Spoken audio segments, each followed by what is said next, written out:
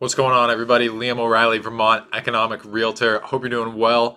As I'm sure you've already seen, CPI came out today and it came in lower than expected at 7.1% year over year, up 0.1% on a month over month basis, seasonally adjusted. If you take the not seasonally adjusted number, it's actually down by 0.1% overall, which is very interesting.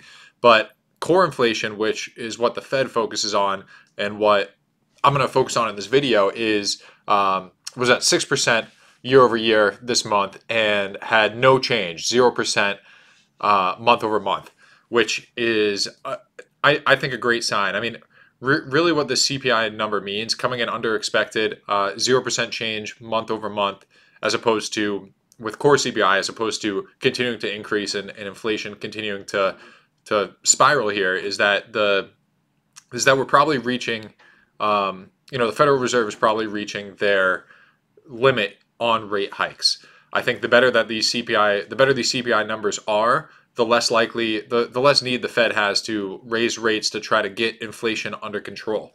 Now, some things that I found interesting as I dug into the CPI numbers, which is the first time that I've really done this to see how they calculate this information. They have it all listed on their website here. I'm going to switch over to my laptop view here. So what we're looking at is Consumer Price Index of all urban consumers, November 2022. This is the data that just came out today. So when you look at the relative importance here in the left column,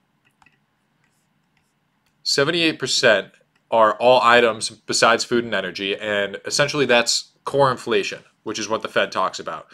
You can see here in this column, 6% year over year, 0.1% month over month. So not zero, I thought it was zero. But what I wanted to focus on is services less food and energy, which is something that Jerome Powell talked about a lot in his last speech. It's going to be interesting to see if he talks about it a lot again tomorrow here. But of that, and of the overall number, 32% of that overall inflation number, that core inflation, is shelter, which, as you know, Vermont economic realtor. I am a realtor, and housing is the main central focus of this channel here.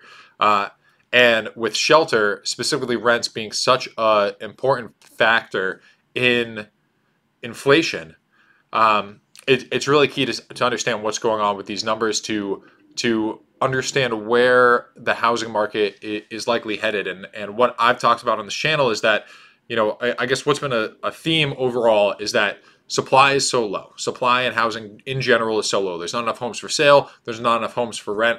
This seems to be a theme across the country, but it's certainly a theme here in Vermont where, that's caused home prices to go up drastically, as well as rent prices over the past few years. So if we look at the data here, rent of primary residence is up 7.9% year over year, 0.8% month over month. And owner's equivalent rent, which is essentially they ask owners or try to calculate, if you didn't own your property, how much would you have to rent it out for, or what would your rent cost be if you lived here? That is 7.1% year over year and 0.7% month over month. So this data continues to grow, and it continues to, that inflation hasn't really gone down. It continues to grow month over month and year over year at a pretty significant basis. So Jerome Powell is going to look at this data, and overall the 7.1 number and the inflation slowing is a great sign. But something that's concerning it is that inflation number regarding shelter.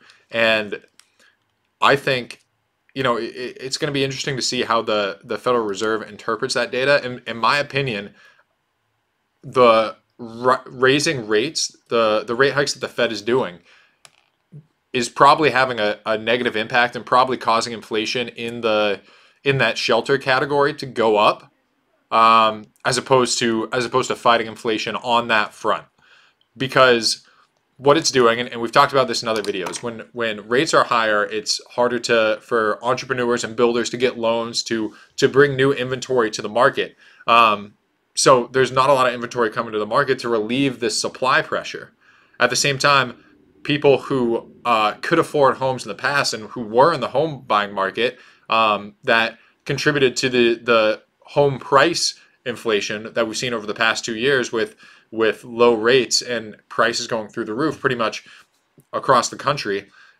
People now with these higher rates can't afford to purchase a home, which pushes them into the renter pool, thus increasing the amount of rent, because the number of rental units isn't going up, but the number of renters, because the people who can't afford to purchase a home with these higher rates are continuing to go up. So I think that pressure is pushing the shelter inflation up. And when you hear Jerome Powell talk about it, when you hear the Federal Reserve and how they look at it, they argue that the inflation in the shelter section is an interesting category, because as these leases roll over, we'll likely see continued inflation, even though these rate hikes have had their effect, because people sign leases for a year's term. So as these years leases expire, they need to get re-upped to market rents, which is going to continue to impact that shelter inflation number into the future here.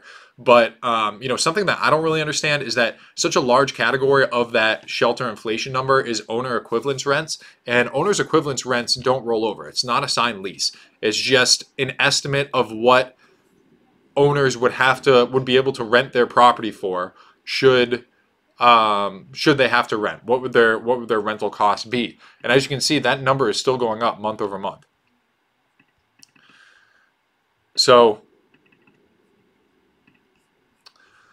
anyway, little bit of a shorter video here regarding inflation and CPI. Overall, it's a good thing that CPI is coming down. I mean, it's still pretty high, but it shows that at least in the Federal Reserve's mind, that their rate hikes are starting to have an effect. I think the better that these CPI numbers are, the closer we are to to peaking out on the Fed funds rate. So, I still think it's going to be a 50 basis point hike tomorrow. I guess there's not much point in predicting that, as we're going to know in about 24 hours here what the actual number is. But so we're probably getting close to the peak rates here in the future, and we'll see what happens. We'll see what happens as far as the shelter inflation. But I think these higher rates are hurting the rental market more than they're helping it, because they're contributing to demand of renters while hurting supply, not allowing builders and entrepreneurs to cheaply and effectively bring supply to the market. Anyway, let me know what you guys think. Let me know what you think about inflation. Leave me a comment. Feel free to reach out. All my contact information is below. If you want to reach out privately, that works as well. If you're looking to purchase or sell a home here in Vermont, I would be happy to help you in this changing market. Feel free to reach out. Again, all my contact information is in the description. Or if you're looking to purchase a property in another state, I'd be happy to help you as well. Find you a good agent over there who is knowledgeable about the market and will take good care of you. Anyway, Liam O'Reilly, Vermont Economic Realtor. I will see you guys in the next video. Bye.